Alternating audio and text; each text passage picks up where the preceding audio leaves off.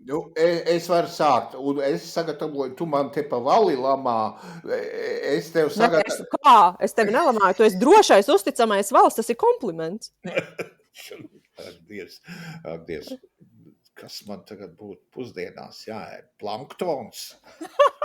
Galvenais mikroplasmas nepārēdies.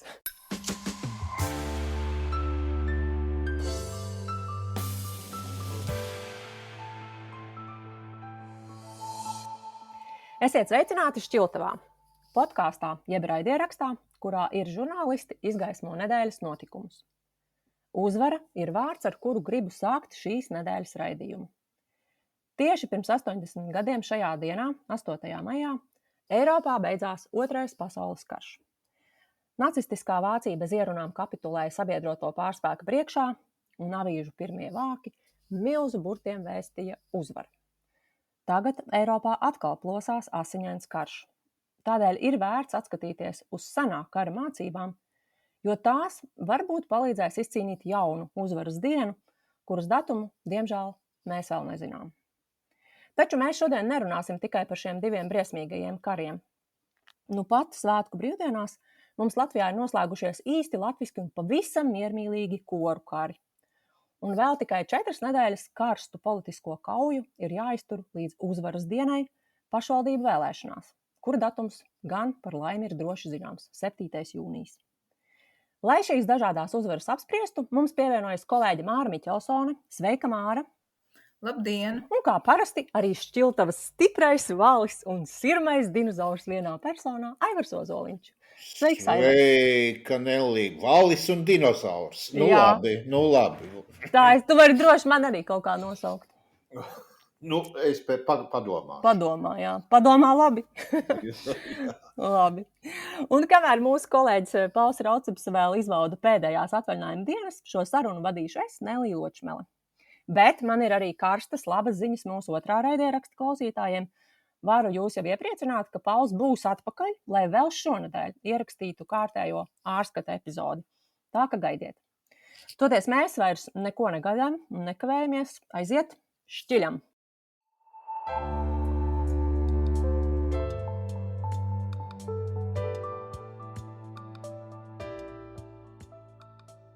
Kolēģi, es mazliet te pavilku uz zobu dinozauru Aivaru, bet ir jāatzīstās, ka mēs te neviens neesam tik veci, lai paši būtu piedzīvojuši Otrā pasaules kara beigas 45. gadā. Tāpēc mums nāks paļauties uz vēsturniekiem un citām liecībām. Māra, tev šonedēļ žurnālā ir intervija ar vēsturnieku Nacionālās aizsardzības akadēmijas pētnieku Valdi Kuzminu, kurš ir īpaši iedziļinājies tieši 20. gadsimta militārajā vēsturē. Kas tev no šīs sarunas ar viņu likāsās galvenās Otrā pasaules kara mācības, ko viņš izcēla un ko mums šodien būtu svarīgi atcerēties? Nu, pirmām kārtām jau tās mācības ir tādas, ka secinājums ir tāds, ka karš ir ienācis mūsu ikdienā. Diemžēl. Un vēsturnieks Valdis Kuzmins arī atgādināja, mūsu saruna notika 29. aprīlī, un dienu iepriekš bija taisni noticis tā saucamais blackouts, kad vispār elektrība atslēdzās 2 Eiropas valstīs, Spānijā un Portugālē. Un viņš šajā intervijas noslēgumā arī savilka kopā šo kā jauno kara ienākšanas veidu mūsu ikdienā, jo, kā atkal man jācitē vēsturnieks, ka nav jau mums tūlīt rītdien jānomirst, ja karš būs citādāks un karš ienāk pavisam citās formās mūsu ikdienā. Bet jāsaka, ka man bija ļoti interesanti ar viņu sarunāties. Un tieši tāpēc, ka viņam bija ļoti skrupulozas un dziļas zināšanas par Otro pasaules karu, kā latviešu karavīri cīnījās 2 frontes pusēs, proti latviešu leģionā, nacistiskās Vācijas pusē, vieni un otri, kas bija sarkanās armijas pusē. Un tur tiešām arī vēsturnieks saredzēja tās paralēles arī ar karu Ukrainā, kas pašlaik notiek, un tieši sarkanās armijas pusē tas bija interesanti, ka tas karošanas veids. To jau arī gan dažādās sarunās, kad mēs esam runājuši ar militāriem speciālistiem, to arī kaut kādas paralēlas ir vilkuši arī viņi, bet tas, ka vēsturnieks arī to apstiprina, ka lūk šie te Līķu kalni un tā, ka cilvēks ir kā viena maza vienība, teiksim tā, kaut kādā matemātiska vienība, ar kuru nerēķinās vispār, kuru tikai dzen uz priekšu, bez jēgas, bez saprašanas līdz nāvei, ja, ka tāda ir šī te karošanas metoda arī mūsdienās, tāpat kā Otrajā pasaules karā. Tās bija tādi galvenie, tādi interesantie secinājumi, lai gan, viss. Man arī, piemēram, likās interesanti viņa stāsts par pulkvedi Vili Janumu, kurš šogad arī ir kā personība mums nācis klajā gan ar Baņuts Rubes grāmatu par savu tēvu, kurš arī ir bijis leģionā un tieši pie Januma karojis. Un arī ar citiem notikumiem, ar Ogas pieminekli, kur Janums ir ielikts piemineklī tagad jau maijā, 4. maijā, ko atklāja Ogres centrā. Tā kā ir daudz un dažādi interesanti aspekti, ko mums vēl laikam atklāt par Otro pasaules karu, un tāpēc ir vērts runāt ar vēsturniekiem. Un aizbraukt. Bet kāpēc, Māra, jūs to Spānijas un Portugāles blackoutu ieskaitījāt pie kara? Es nezinu, cik es sapratu, tomēr tur bija kaut kādi dabiski. Es nezinu, es neesmu īstenībā lasījusi un atradusi, varbūt man paslīdēs garām tas rezultāts, jo tās dažas dienas, kas bija gan 28. aprīlī, gan arī pēc tam, tādas īstas skaidrības nebija tur par to, kas tad bija tas cēlonis. Tur bija dažādi minējumi. Visu laiku jau no paša sākuma uzsvēra Spāņi un arī Portugāļi, ka tas nav kiberuzbrukums, par ko radās vēl lielāks šaubas, ka tas varētu tiešām arī būt kiberuzbrukums. Bet, es nezinu, es neesmu lasījis, bet, viņš, vēsturnieks tā arī minēja, un es šajā brīdī citēju, bet, mana tā iekšējā tāda, labi, tā varbūt ir muļķīga iekšējā sajūta, jo mēs jau faktus nezinām, mēs neesam elektriķi. Bet, tā viņš ieskaitīja to, bet, varbūt, ka tā var. Nē, es precizēšu, man šķiet, ja es pareizi saprotu, Valdis Kusmīns minēja to kā piemēru, ka ir jābūt gataviem ar savu 70 stundu ārkārtējās situācijas somu, jebkam, kas var pēkšņi notikt. Viņš to neminēja kā kara piemēru, viņš to minēja kā paraugu tam, ka jābūt gataviem ārkārtas situācijām. Varbūt ārskatā tad Pauls varēs noskaidrot, kas tur īsti bija pat iemesliem. Cik es lasīju par to Spāniju un Portugāli, tur bija ļoti īpatnēji laikapstākļi, kas bija izraisījuši tādu svārstības tajā. Jā, vados, tas arī bija kā minēts kā iemesls, jā, bet tā kā, labi. Jā. Aivar, tu jau sāki precizēt to Kusmina domu par šo gatavību ārkārtas situācijām, bet kas tev no šīs vēsturnieka intervijas par Otro pasaules karu likās varbūt tāds izceļams un palika prātā? Es domāju, ka Māris pieminētais pulkvedis Janums ir ļoti interesanta personība, un viņu varētu minēt kā pretstatu arī Māris pieminētajai Krievu karošanas taktikai, kur vienkārši karavīrs ir gaļas vienība, kuram atvēlēts, rēķinās ar to, ka viņš dzīvos 15 minūtes kaujas apstākļos, un tad nāks papildspēki.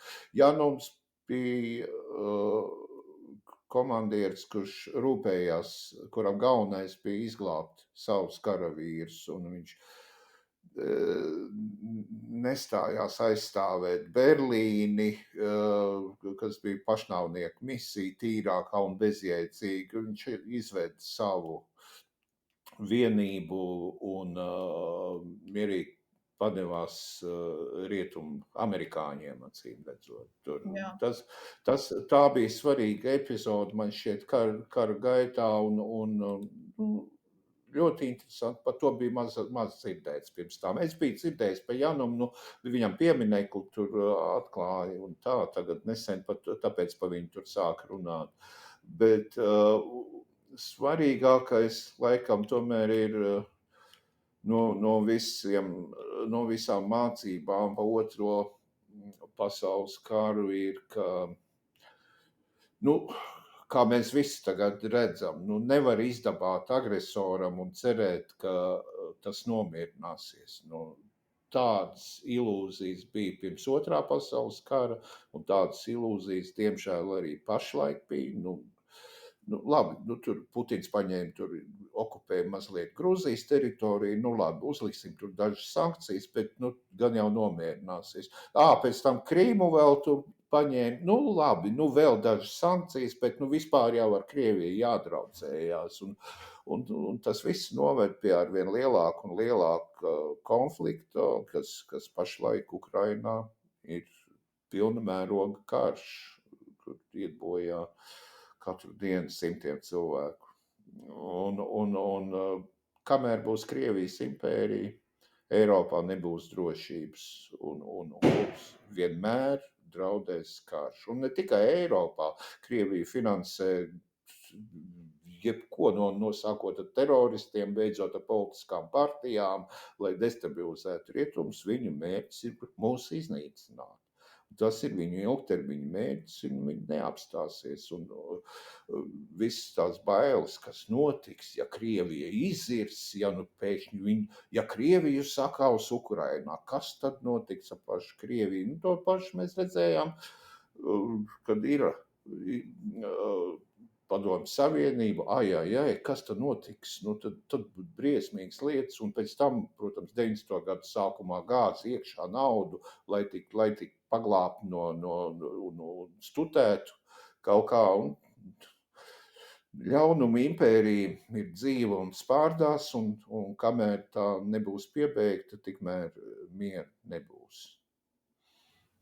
Jā, es tev arī pievienojos.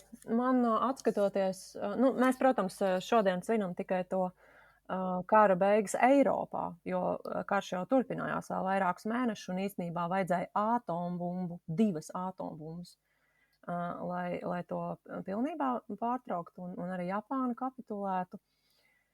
Un apskatoties uz visu šo milzīgo periodu, kas sākās īstenībā ar it kā mierīgu Anšlusu, kur trakās Hitlera idejas sāka iet pāri viņu valsts robežām. Un tāda arvien pieaugot spēkā, un tad 39. gadā reāla kara darbība. Un tik ilgs laiks bija nepieciešams, un vairāk nekā 50 miljonu cilvēku zaudēja dzīvības šajā karā. Man liekas, ka tā ir tāda milzīga asiņaina mācība, ka tie tirāni, tie autokrāti, kas ir pārņemti ar savām tiešām slimajām pasaules iekarošanas idejām, viņi nekad nepadodas. Viņi ir tikai jāaptur un jāsakauj. Un skaidrs, ka Hitlers nebūtu savā tur bunkurā noindējies, nošāvies, ja Berlīna nebūtu ielēgta. Un tāpēc, man liekas, mums arī tagad tieši ir darīšana ar tādu pašu traku ideju pārņemtu kaut kādu, nezinu, tiešām manieku, kurš neapstāsies. Es domāju, ka viņš nav manieks. Nevajag pārspīlēt. Visa Krievijas impērijas vēsture ir izplešanās un iekarojuma vēsture. Un tāpēc es saku, tur nav īsti svarīgi, vai tas ir Putins vai kāds cits. Kamēr būs Krievijas impērija, tā būs apdraudējums kaimiņu valstīm un daudz plašāk visai Eiropai, es domāju. Bet vēl ir Valds Kusmins precīzi, taču nelīdz galam pasaka, ka otrā pasaules kara seku beigas mums šeit Latvijā un Austrum Eiropā valstīm bija 1991. gads, kad Baltijas valsts un Centrāla Eiropa atgūst savu neatkarību. Es tomēr piebilstu, ka tas karš vēl nav beidzies. Un Krievija joprojām vēlas atgūt savas teritorijas Baltijā un citur Centrāla Eiropā. Un tāpēc, kad man vienkārši tracina, ka es tagad dzirdu daži kretīni sludina, ka labāk slikts miers nekā labs karš. Nu, piedodiet, mums 50 gadus bija slikts miers. Un Somiem 39. un 40. gadā bija labs karš, un viņi sakāva sarkanu armiju un saglabāja savu valsti. Tāpēc nevajag mums sliktu mieru. Mums vajag uzvaru. Un visdrošāk to pašlaik var panākt Ukrainā, protams. Mēs šobrīd runājam dienu pirms 9. maija lielās parādes Maskavā. Mēs, protams, nezinām, kas tur tieši notiks. Un, arī jau notiek. Satiksme paralizēta Krievijā. Bet tev, Aivar, šodien tieši žurnālā ir komentārs, kur tu šo 9. maiju nosauc par Putina norieta parādi. Vai tavuprāt tā viņam būs pēdējā? Nē, es domāju, ka nē. Diemžēl vēl nebūs pēdējā. Vai nākamo tur no tā kapa virsotnes vadīs un sveiks Putins vai kā cits. Diemžēl gada laikā Krievijas impērija nepārstās pastāvēt un mums vēl kādu laiku būs jādzīvo ar šādu kaimiņu. Māri, tev vēl varbūt kādas pārdomas tieši par to Ukrainas kara paralēlēm? Nē, man par to neko labāku, kā izlasīt intervijā Valdu Kusminu teikto, es nepateikšu, bet es šodien lasīju, Aivar, ka Maskavā jau ir Xi Jinpings ieradies un parādē rīt soļošot arī ķīnieši. Tā kā viss notiek, ne tikai paralizētās lidostas ar ukraiņu rāniem, bet arī ķīnieši. Kā es rakstu komentārā, Putina uzvara būs, ja tām parādas vienībām neuzkritīs kāds ukraiņu drons. Jā, mūsu kolēģim Ernestam ir brīnišķīgs zīmējums, ka parādi notiek pazemē, lai būtu drošāk. Es nezinu, es gaidu, man liekas, tāds labs brīdis būtu, pagrieziens būtu, ja Trumps izstātos no šīm te bezjēdzīgajiem pēdiņās miera sarunām, un tad, es domāju, Putins attaptos atpakaļ, ka viņš ir nevis tur kaut kādā transkontinentālā politiskā šaha partijā, bet ka viņš ir atpakaļ reāli dubļainos ierakumos. Doņetskā tur pie kaut kādas Kurahovis vai tagad atkal Kurskā pie kaut kādas Ķotkinas, es skatījos pēdējās ziņās, Ķotkina ir tā vieta, pa ko iet cīņas. Un ka tas miljons, kas tūlīt jau būs nolikuši galvas un sakropļoti par to. Viņa mērķi ir vienkārši, viņš nekur nav ticis, viņš nav izpildījis nevienu no šiem kara mērķiem. Tu pieminēji to Ķotkinu, tur Krieviem draud aplenkums, un es atgādināšu, ka tā Ķotkina atrodas Kurskas apgabalā, Krievijas teritorijā. Tātad rīt Putins tur māsa roku un svinēs uzvaru, kamēr viņa teritorijas daļu okupēs Svežzemju karaspēks. Kaut kā neiet viņam, paldies Dievam pēdējā laikā. Jā. Labi, kolēģi, pievērsīsimies tad mierīgākam tematam koru kariem. Šis televīzijas šovs noslēdzās tieši 4. maija svētku vakarā ar uzvaru, ko Markus Riva bija gaidījis jau, es nezinu, viņš pats nevarēja vairs saskaitīt, cik tieši gadus viņš ir piedalījies Eirovīzijas atlasē, kur vienmēr zaudējis vai 10 vai 11. Bet šoreiz viņam ar tausu kori izdevās uzvarēt, un viņš izstījās ļoti laimīgs. Un mūsu kolēģe Agnes Meijere arī bija ļoti žigla, un jau uzreiz viņu pirmdien nointervēja, kamēr viņš vēl bija tāds vēl no prieka apskurvis. Vai jūs skatījāties šo šovu, un varbūt arī kaut kas palika prātā no Agnes intervijas, jo es domāju, tā bija tāda atklāta saruna, kur viņš daudz pastāstīja arī par savām kādām sāpēm un traumām, kas likušas uz tagad tiekties pēc uzvaras. 2 atbildes uz 2 jautājumiem. To izrādi es neskatījos, bet interviju izlasīju un bija ļoti patīkami pārsteigts par to, cik labi tā saruna tur ir sanākusi. Tev bija jāizspriedums pēc Markus Rivu. Es vienkārši šādu mūziku es neklausos. Pa Markus Rivu es biju... Kādu tu neklausies koru mūziku? Pa Markus Rivu līdz šim es biju pievērs uzmanību tikai tik daudz, ka katru gadu sociālajos tīklos tur vārās, ka vajadzēja sūtīt Markusu Rīvu. Akalē aizsūtīja Markusu Rīvu. Kas tas Markus Rīva? Nē, es viņu biju dzirdējis, ne īsti redzējis. Tur tā. Bet tā saruna iznāca ļoti interesanti. Cilvēks ir tiešām... viņš ir interesants puisis. Viņam ir smagi gājis skolas laikos, bet viņš ļoti mērķtiecīgi gribēja sasniegt konkrētus mērķus dzīvē, un tas viņam izdodas. Ar to tad viņu apsveic. Kaut gan tas jau nenozīmē, ka es turpmāk klausīšos to mūziku. Justins Timberlakes viņam patīk. Piedodiet. Tajā laikā es jau klausījos tajā vecumā, kad viņš klausījās Justinu Timberlaku, es jau no galvas zināju Led Zeppelin un Rolling Stones. Tā ir pavisam cita. Labi, var neplāties. Ko nozīmē neplāties? Es tikai saku, ka man ir cita mūzika. Labi. Katram savu. Māra, tu arī neskatījies koru šovu, koru karus? Es ieslīgu tajos karos vienu mazu brīdi, kad mūsu sapulcēs sāka kolēģi daži slavēt, ka Markus Riva ir šī konkursa jaunais atklājums un kāds tur, es domāju, vai dieviņ, cik uzmirdzējis. Jā, uzmirdzējis, un ir jāskatās, un tad es arī pāris reizes, jāsaka, es paskatījos.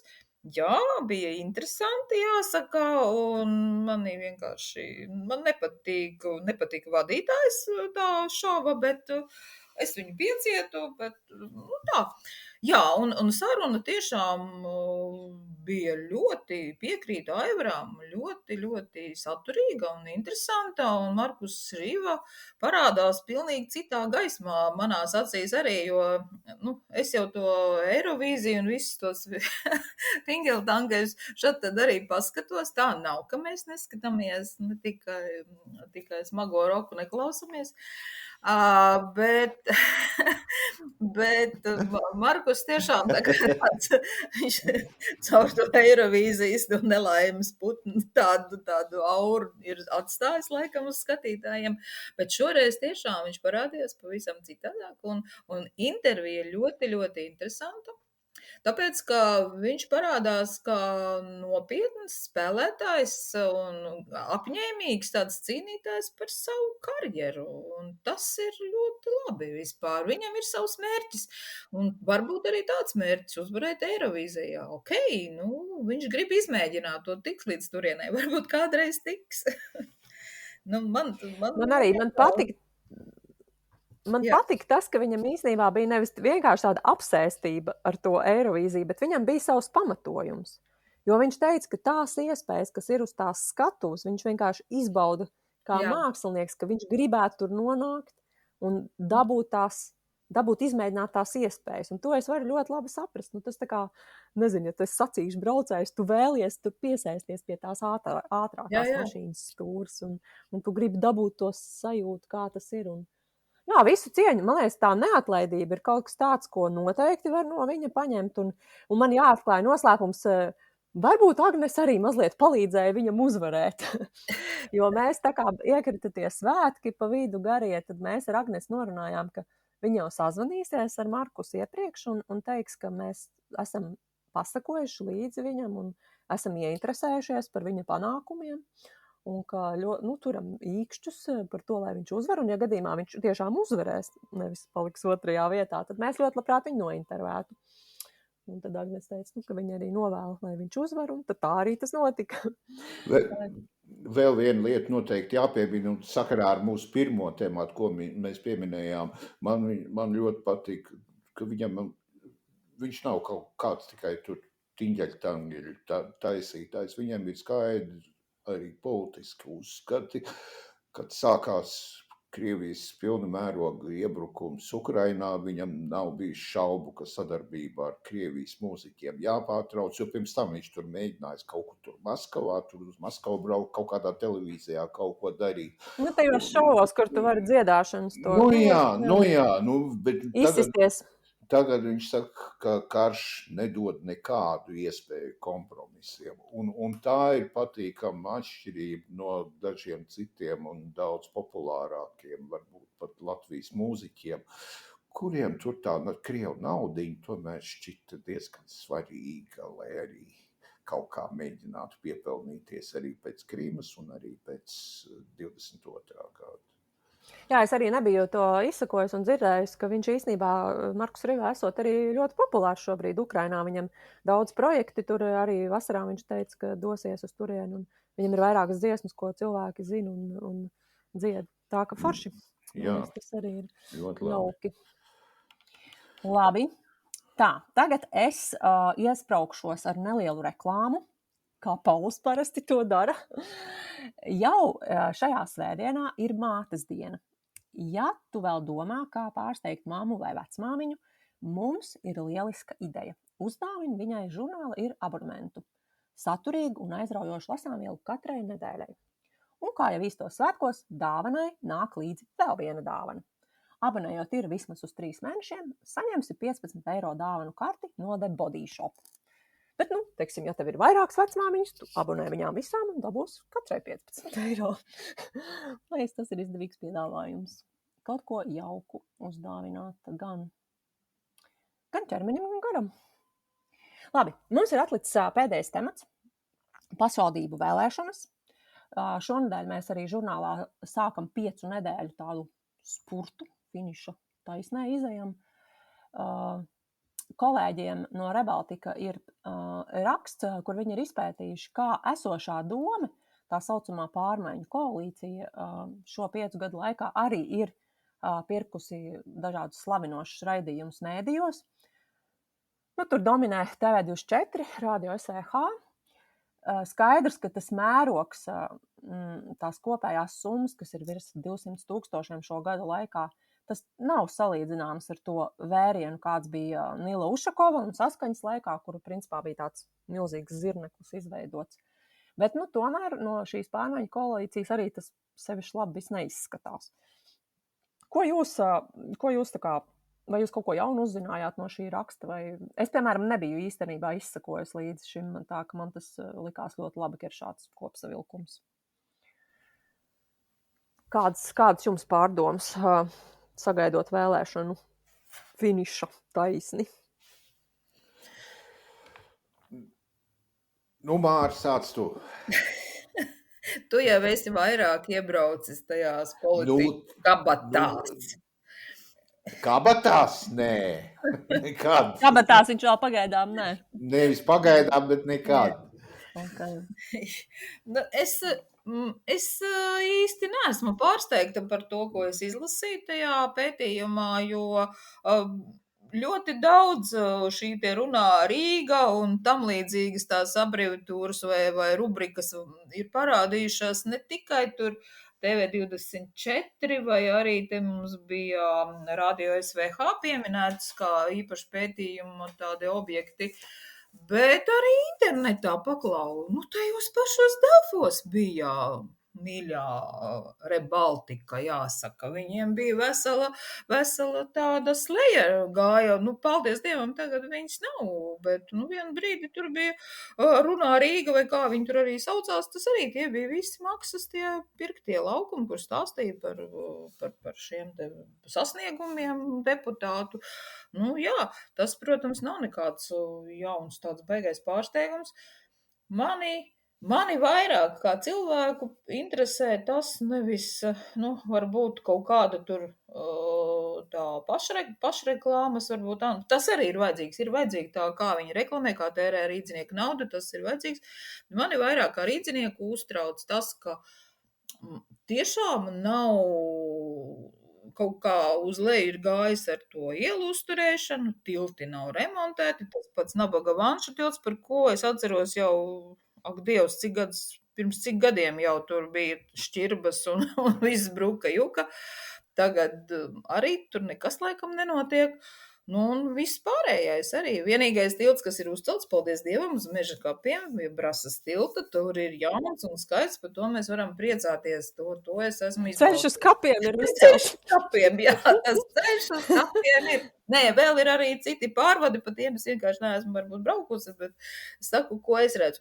Un mani vienkārši tracina. Mani kā vēlētāju tracina tas, kas notiek Rīgas ielās, kā viņi remontē. Es to nesaprotu. Es tiešām saku, ka es to nesaprotu, jo man Imantā, kur es dzīvoju, man šķiet, ka lēnām arī ielas sāk sabrukt. Un tas, ko es redzu pa manu lielo bulvāri, jau kaut kādas 2 nedēļas braukā kaut kādi ceļu ruļļi, kaut ko te rulē, bet mana ietve, kuru ziemā Rīgas domes Viļņa Ķirša vadībā tīrīja tieši tie, kas ir mums apsolītie ietvju tīrītāji pie mājām, nobrauc ar birsti un nošķūrē ne tikai sniegu, bet arī asfaltu un ietves, pa kurām iet gājēji, ir drausmīgas bedrēs, vienkārši kriminālas.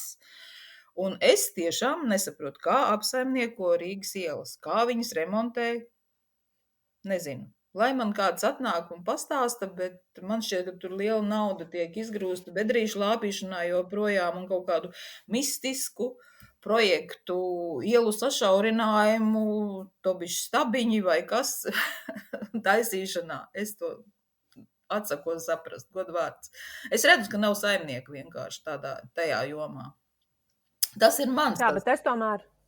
Jā, bet es tomēr gribēju vēl piebilst par tiem mēdījiem. Man liekas, ka kur ir tā problēma, kas mani tomēr pārsteidza, ka šī prakse, ka tu taisi apmaksātu interviju, un tev vispār kā mēdījiem neienāk prātā, ka ir jāpasaka cilvēkiem par to, ka tas ir apmaksāts. Jo doma to neprasa, piemēram, tur SEH skaidroja, doma neprasa un doma tikai nosedz ražošanas izmaksas, viņa neietekmē saturu. Ko nozīmē neietekmē saturu? Viss šis saturs ir pasūtīts. Viņš nebūtu, ja nebūtu šīs naudas. Un tas, kas ir pārsteidzoša daļa, ir tas regulators tagad tikai pārbauda, vai tas atbilst likumam, ka tu šādu neidentificētu reklāmas maksas saturu vispār raidi. Jo tā ir tā vecā problēma, par ko mēs visu laiku, es nezinu, kopš neatkarības laikiem esam cepušies. Kad, ja tas ir apmaksāts saturs, ir jābūt skaidram cilvēkiem, ka tas ir apmaksāts. Un tagad 21. gadā mēs joprojām, 25. es atvainojos, man jau gadu sajuku, 25. gadā mēs esam atpakaļ situācijā, kurā visiem liekas, ka tas ir ok. Tā kā raidīt maksas saturu, kas nav identificēts. Šokējoši. Es jau vispār nevaru iedomāties, ko nozīmē apmaksāt interviju. Kā tas ir, intervējamais atnāk, tad tev noskaita naudiņu, un tad viņam uzdod jautājumus, kā tas vispār notiek. Nē, tas ir līgums par to, ka ir noteikts raidlaiks. Es pat ticu iespējams, ka tur netiek saskaņot varbūt jautājumi, bet tas, ka vispār mēdījis atvēl noteiktu laiku, šim te saturam ir tikai tāpēc, ka ir noslēgts tas līgums ar to domu. Bet te nav svarīgi, vai tur ir saskaņot vai nav saskaņot jautājumi. Ja tev tas cilvēks ir samaksājis, tad tā nevar būt normāla intervija. Jā, tas būtībā ir reklāmas laukums. Tās ir reklāmas laukums. Bet tas ir jautājums atkal par mēdīju vidi. Tas ir jautājums jau citā lauciņā arī dzan. Kādi ir mūsu Latvijas mēdīji kļuvuši? Vienkārši pārdodas. Un tā tas ir. Tā tas ir jāuzsver. Jā, bet elektroniskajā vidē mums vēl ir šis te regulātors, kurš par to atbild. Un tagad viņi stājiet, mēs sāksim pārbaudīt. Varbūt tāpēc, ka tur ir arī zināmas politiskas aizkulises, regulātori interesē. Regulātori arī, kā zināms, izvirza politiskās partijas savus kandidātus. Acīm redzot, jā. Bet tev, Aivar, varbūt tev kaut kas vēl likās zīmīgs? Mani neizbrīnīja pats fakts, ka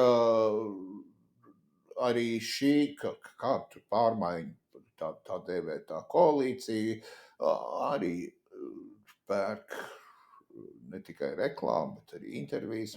Man kaut kur makulatūrās citu mētājus vēl kaut kādu, kā to sauc, Rīgas avīzi vai kā, kur ķirsis pa visu pirmo lapu un tur milzīgi sasniegumi, visu kaut kādu. Tas jau arī kaut kāds tāds izdevums, reklāmas izdevums. Un pirms vēlēšanām droši vien paskastītē vēl kaut kas man parādīsies tagad. Gaidi. Jā, tūlīt jāizskrien pārbaudīt. Tu vari izlīmēt līmeni, lai tev nemet neko. svarīgākais jau būs, kuri tad cilvēki pa kādiem principiem tad vienosies beigu galā, kāda tad būs nākamā koalīcija, kur visi tā vienosies tā.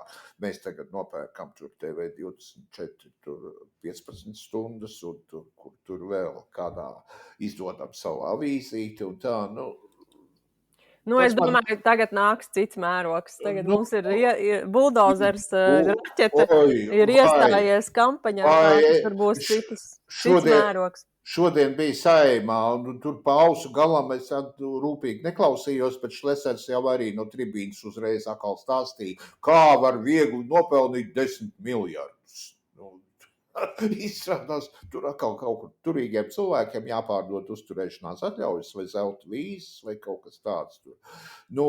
Rīgā tie mērogi būs, protams, ar to ūdensmalu un arābiem, kuri te gāzīšot triljonus Rīgā.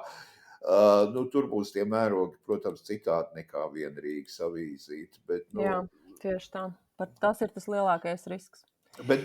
Bet ir bažas Saeimā, šodien dzirdēju, vieniem ir bažas, citiem ir cerības, ka Burovs varētu ar saviem zemniekiem tur neiekļūt pāri 5% netikt. Un tad kā Šlesers taisīs, nekas cits neatliks kā ar Nacionālo apvienību brāļoties. Tie jau arī šeit piekristu. Man liekas, ka šajās vēlēšanās ir tas risks, skatoties vismaz uz tiem reitingiem jaunākajiem, kas ir, ka diezgan tur ir tāds bariņš ap to 5% barjeru. No tā, kurš pārvarēs, tur var būt ārkārtīgi interesanti rezultāti. Bet jūs, kolēģi, esat jau izlēmuši, par ko balsot. Varbūt jūs varētu padalīties ar to, kā jūs pieejat šoreiz vēlēšanu izvēlei. Mēs arī esam no šīs nedēļas ieviesuši un katru nedēļu paturpināsim tādu viedokļu sleju, kur mēs dažādiem cilvēkiem prasām, kā viņi pieiet tam balsojumam un kāpēc viņi domā, ka ir obligāti jāiet balsot. Šobrīd arī aptaujās ir, kad 10% saka, noteikti neies, apmēram 35% nezin. Man liekas, uztraucošs procents, man liekas, sevišķi Rīgā obligāti ir jāiet balsot. Un pat, ja jums liekas, ka jūs nezināt, par ko balsot, tad pajautājiet draugiem un paziņām, kā tad šo jautājumu atrisināt, kādu domāšanu ieslēgt. Varbūt jums kāds labs ieteikums, kā jūs pieejat. Man galvenais kritērijs būs drošība. Tas ir pilnīgi skaidrs.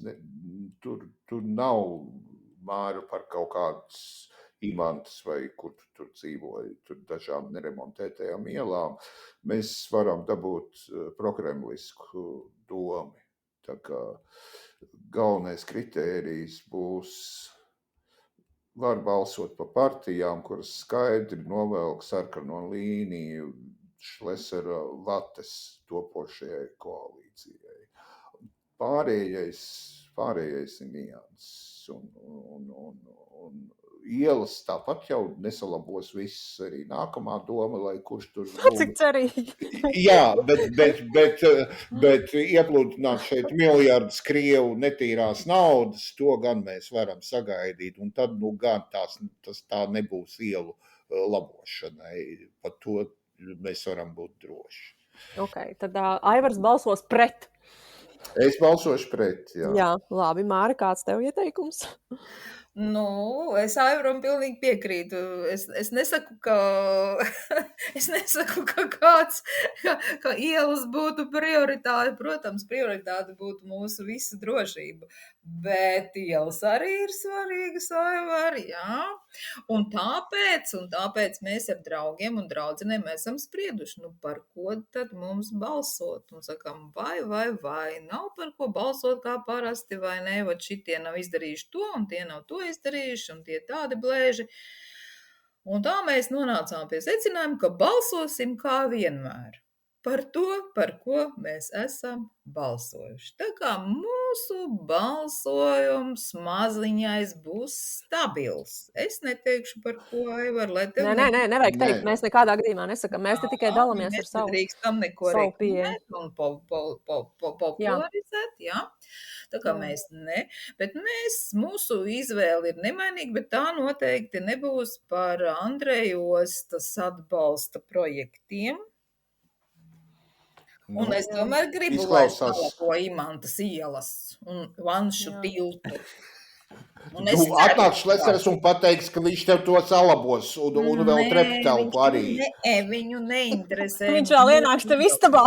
Jā. Nē, viņš aizies uz Andreju ostu, un kur tur vēl, ko viņš tur grib attīstīt, un to viņš ķersies. Pie manis viņš nenāks, to es zinu.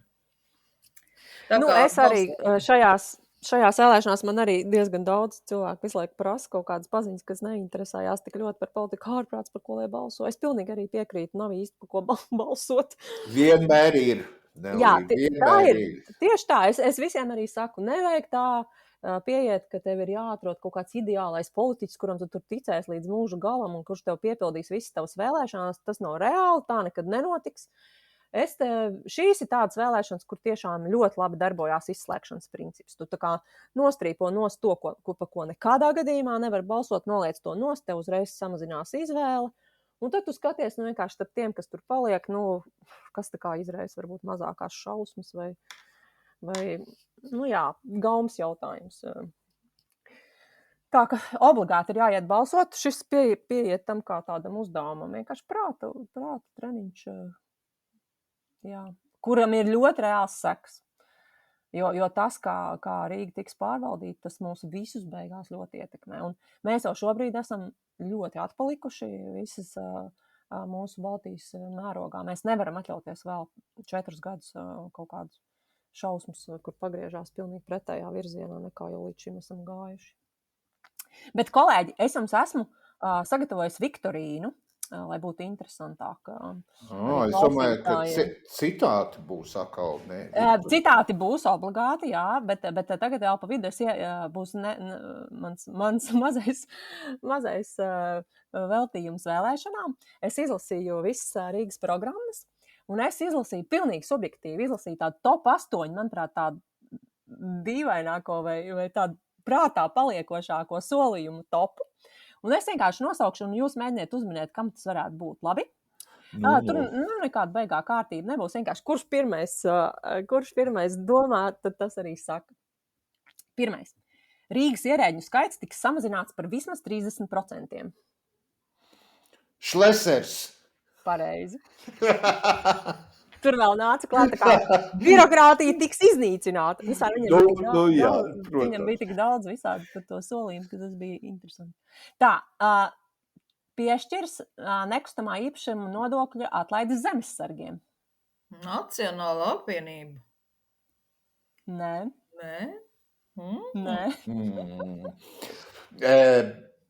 Rosļikovs. Nē. Trešais pēdējais minējums. Nezinu, Saskaņa. Gods kalpot Rīgai ZZS. Zemessargu panu. Šis nebija dzirdēts tāds. Nē. Klausieties šo. 10 000 eiro vienreizējs bērna piedzimšanas pabalsts. Es vairākas reizes pārlasīju, jo visi kaut ko sola, palielināt tos pabalstus, tur ir visādi summas, bet 10 000 pa vienu bērnu. Kurš? Tas arī nav mūsu mīļais Šlesers. Nē? Šlesers laikam. Tas nav. Šlesers tomēr māka rēķināt. Es nezinu, kā viņš rēķina tur. Ratnieks tad varbūt. Saskaņa. Saskaņa. To var rakstīt cilvēku, kurš skaidri zina, ka laikam tiešām nebūs tas jāpilda. Jā. Vai arī es vēl zinu, kā padomāju, varbūt tas būtu tāds triks, kā pārtraukt to aizplūšanu uz tām piepilsētām. Tā kā, ja tu, piemēram, esi Mārpē, tev nemaksā par bērnu 10 000, ja tu piereģistrējies Rīgā, tev 10 000. Aha. Labi, klausieties tālāk. 2029. gadā vidēja alga Rīgā būs 2700 eiro. Es nezinu, kā to var apsolīt, bet Akal, kurš tad tur nebūs vispār, tad jādomā. To varētu apsolīt visi, kuri paliks zem 5%. Šis reāli ir tik smieklīgi. Gods kalpot Rīgai, saku. Tā ir jaunā vienotība. Jaunā vienotība? Tiešām. Prāts. Tad es būšu pateicis kaut ko viņiem iespējams liktenīgu. Tieši tā, Aivar. Ar dinozaura muti runā. Oi, dinosaurs. Es valis esmu labāk. Labi, ar vaļa muti runā, kas? Labi. Un tagad pasakiet man tikai, ka tas nav interesants nodarbi palasīt programmas. Klausieties tālāk. Visās jaunbūvējamajās pašvaldības ēkās izveidosim patvertnes. Visās ēkās tiks izveidotas patvertnes jaunbūvētajās. Nu, tur tā Ozola no konservatīvajiem, bet viņi jau tagad iestājās jaunajā vienotībā. Vienīgais, kas Jā, pielīmējās. ir arī reģiona apvienība. Pagaid, kas ir šitie? Kas mums ir? Kur viņi iet atsevišķi? Nu, šitie ir progresīvie, godīgi sakot. Visās jaunbūvēs. Progresīvie soli, jā, man liekas, es nezinu. Vai nu viņi neko netaisās celt? Varbūt. Jo es nesen skatījos, ka vispār arhitekti nemaz nav apmācīti tās patvērtnes būvēt, tā ka es nezinu, kur viņi dabūs tos projektus. Tā, nākamais solījums. Izskaudīsim nelegālo imigrantu uzturēšanos Rīgā. Nacionālā apvienība. Aivar, tev cepums. Man bija divas izvēles. Es domāju, vai no Nacionālas varētu paņemt šo, vai arī otrs bija stādīsim kokus, puķus un košumkrūmus. Nelegālo imigrantu vietā. Nē, to es pati saliku kopā. Man likās tas brīnišķīgi tā saskan. Tā, tagad ir nopietnas priekšlikums. Pilsētas iedzīvotājiem tiks nodrošināta pakalpojumu pieejamība viņiem ērtajā valodā. Tas ir no Stepaņenko kaut kāds jūlijas droši vien nāk atkal vai no Saskaņas tur, vai kas viņiem tur vēl ir.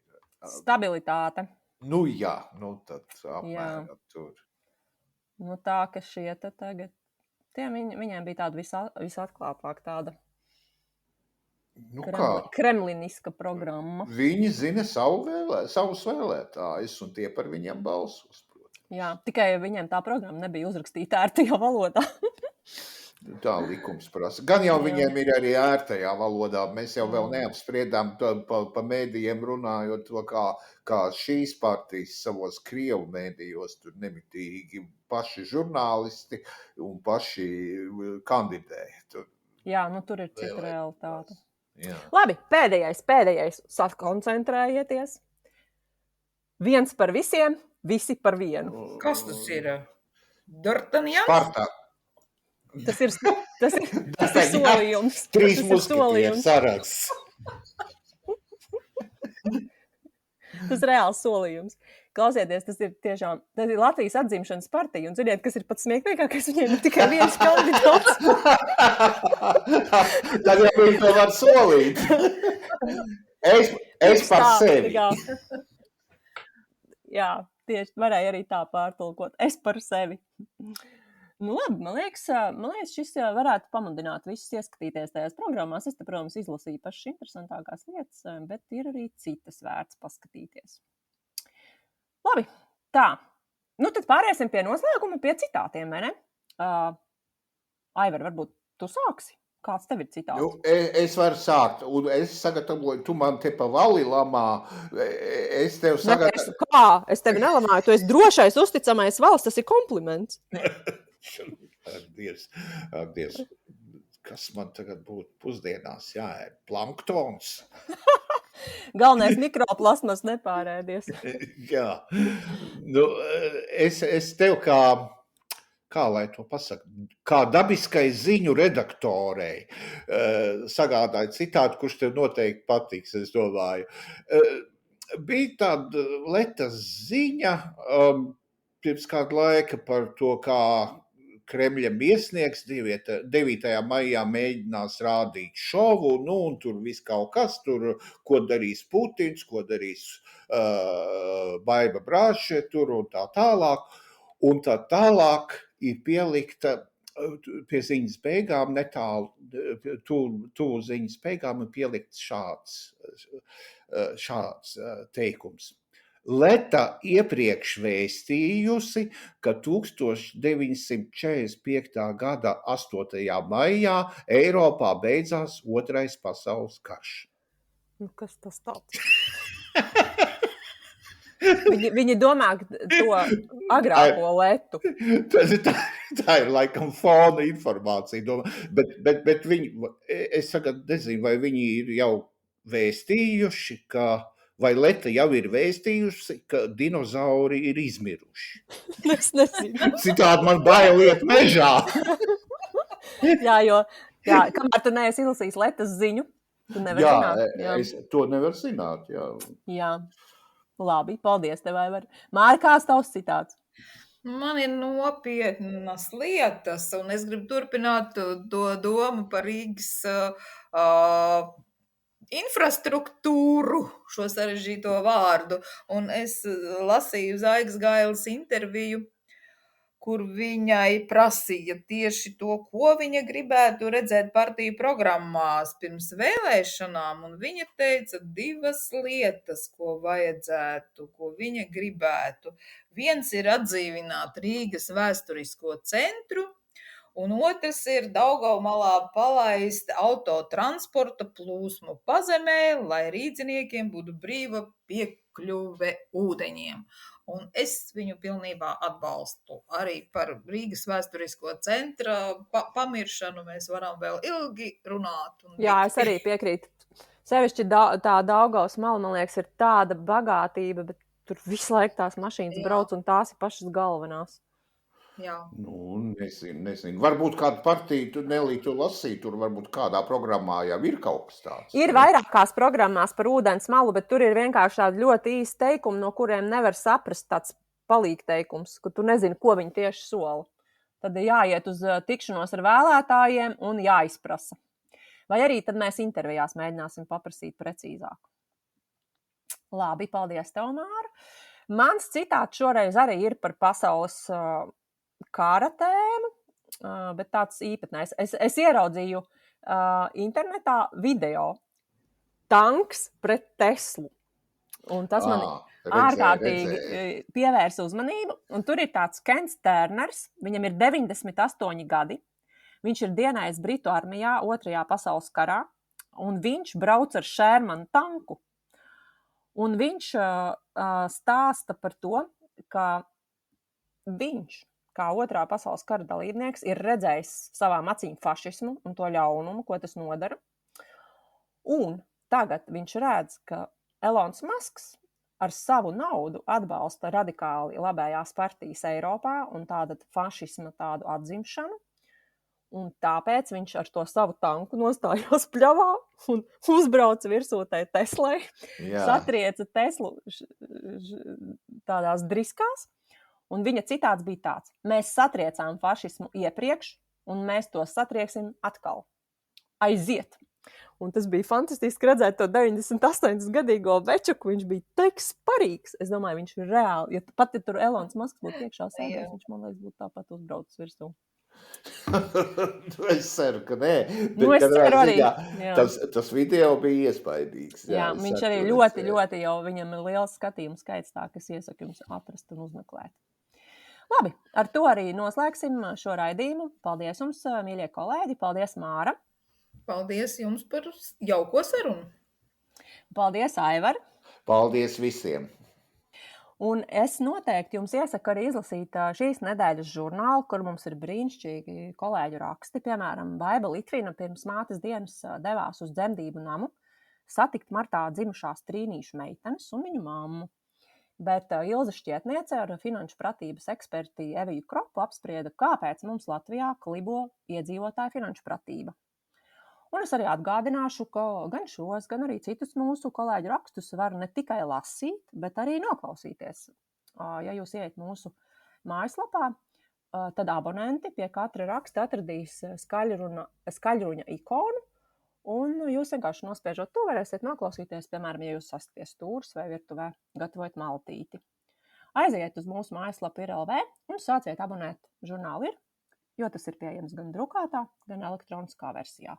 Un mēs atgādinām, ka žurnāla abonēšana ir pats labākais veids, kā šajā laikā atbalstīt kvalitatīvu, uzticamu žurnālistiku. Taču ja jūs jau esat abonents, vai arī jums vienkārši patīk mūsu raidieraksti, mēs būtu ļoti priecīgi, ja jūs atbalstītu Šķiltavas tapšanu ar nelielu ziedojumu. Saiti gan uz abonēšanas lapu, gan uz ziedošanas varat atrast mūsu raidījuma aprakstā. Savukārt, ja jūs vēlaties vairāk zināt par ārpolitiku, no sirds iesaku mūsu 2. raidierakstu kurā mēs apskatām svarīgākos notikumus pasaulē. Tas ir ārskats. Paldies liels par apskanību Kristiānam Fuksam. Paldies visiem, kas mūs klausījās un kas mūs atbalsta. Uz tikšanos! Visu labu!